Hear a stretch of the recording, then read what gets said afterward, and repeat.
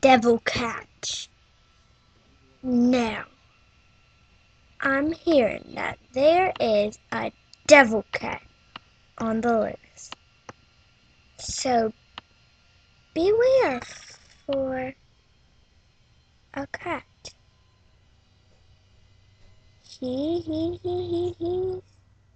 scary, but the right person can take him. Now, I'm gonna show you.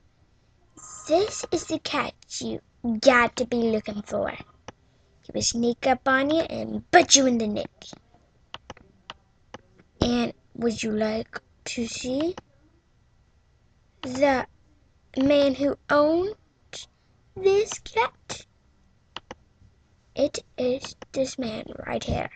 He owns that cat, and even if he says he doesn't, that's his whole plan of his plot. Now, the person he bit, this was so wrong. He bit a very nice cat. Would you like to see him? Of course you would. It's this man. He got bit. So watch out for the devil cat.